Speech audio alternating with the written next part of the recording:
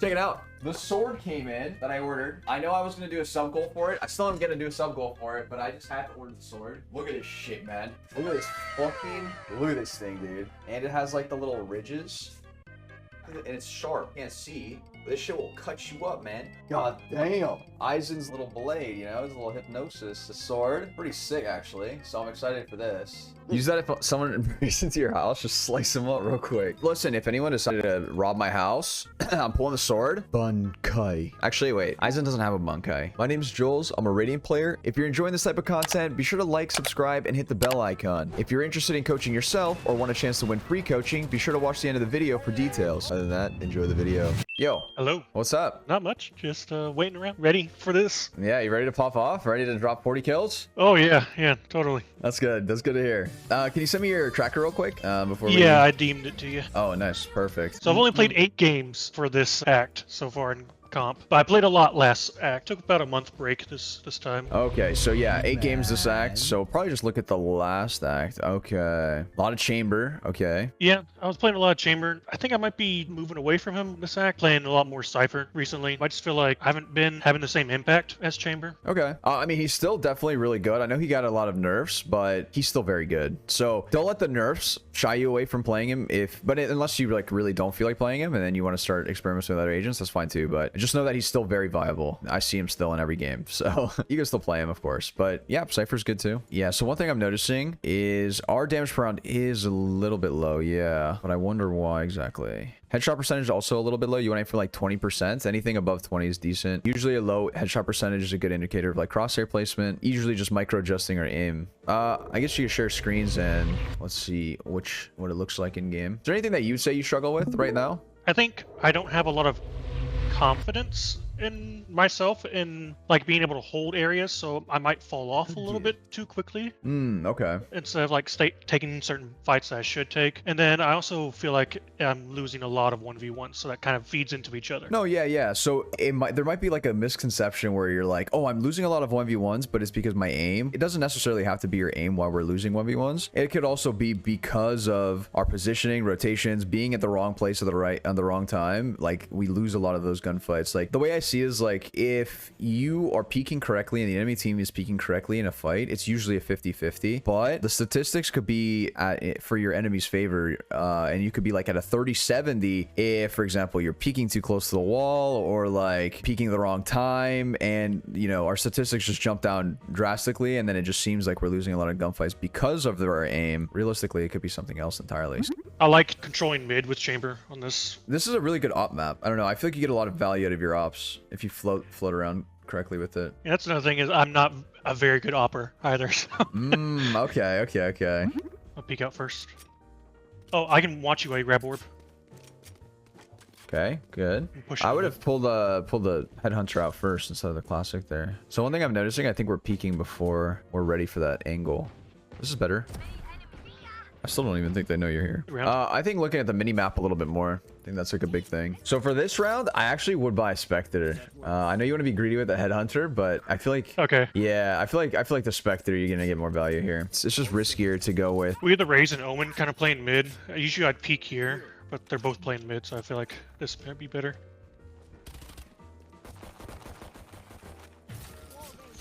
So they don't have any hard flashes or good info getters, so I'd be surprised if they push this. They might be falling off. Just try to remind yourself, yeah, to look at the mini-map, yeah. Like right now, I'd be looking at the mini-map. Now I'd swing, look at the game. I think we're playing a little bit too passive. Yeah, I think we're playing a little bit too scared.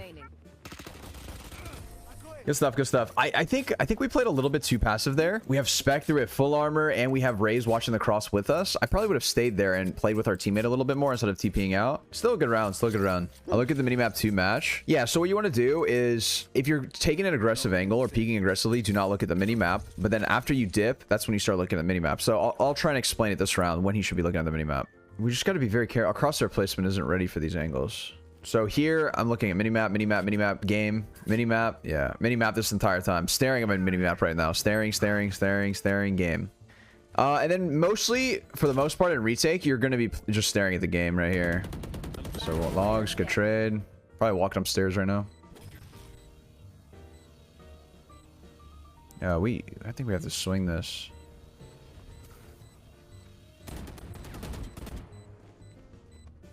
Yeah, we gave him a lot of space. I'm pretty sure we're getting wrapped. Good try, good try, good try. That was hard to kind of retake. I probably would have pushed the cage, though. Just be careful with giving them too much time. When we're sitting in that cage, that's when you're giving them a huge radius where they could be. You know what I mean? Like, the longer that you wait, the more that they could have been anywhere. So, yeah. Nice. We can hold a bit. Nice. Very nice. Very nice. I like this a lot better. Yeah. Nice. You saw the difference in this round than we did that first round where we were playing around our teammates a little bit more. Yeah. I like this a lot more, right? So it's like we're not playing as passive and we're not TPing out, but we're just fighting with our teammates. When our teammates are fighting, we want to be fighting with them. If they're gone off of sight, then we would TP and play retake. So it's more about just like playing together with your teammates and making sure that we're being able to trade off of them, because after Sage got that first kill, they started looking towards Sage. You were able to swing and get 2 for free. You know what I mean? So playing around like this is very good. Very good to do. Creates a huge... Yeah, I was looking at my map, been in cover. Exactly, yeah. So if you are going to be looking at your minimap, you should be kind of hiding and tucking, and then after you're done looking at the minimap, then you can peek again the same angle, right? That way it avoids you getting caught like that. It's good to look at the minimap, but just make sure that we're hiding before. We should be... Okay. Very nice. I like that. I like that. I probably wouldn't have peeked as wide, but get a kill, TP out. It's like exactly how you want to be playing chamber. Now our teammates are here. We fight for that. We fight with them. Yep. Good. Good round. Good round. I like the idea there to go for 1 and then TP out. Very good. Very good. Last player standing. One's close left. I like this peek a little bit better, though. Only problem is we don't know who the second one is. I think he's wrapping. One enemy remaining. I think he's laying on you. Yep. Oh, nice try. Nice try. It was a very good try. Because we didn't see the last person, and I noticed that he wasn't backside, I automatically assumed that you were getting wrapped, right? It's still a very good try. I liked what we did differently there. Is like, instead of waiting in that cage, we decided to peek earlier, so we give them less time to work with. A little bit high. I would aim a little bit lower. Yeah, because we don't want to aim for head level with the op. Yeah. Sage is already holding a wider angle than us, right? So we're not getting any value here. I would push up and then start. Okay, I think it's a awareness of the mini map, because look, our Omen is literally pushed up watching this angle. We're not holding an angle. That angle doesn't exist because no one can ever be there, because our Omen cleared all the way through and Sage had a more aggressive angle. So I think that's like a big mistake. Didn't have much to do that round. No, yeah. The only thing I'd recommend there is like when we were sitting there staring at tiles with the op, I don't know if you noticed, but our Omen already pushed through B main, and then Omen cleared all the way through tiles. So us holding tiles then wasn't really accomplishing much, because they can't be there. You know what I mean? Our Omen already pushed through and checked it. So I glanced up at the mini map and see what's my teammates watching. What have they cleared?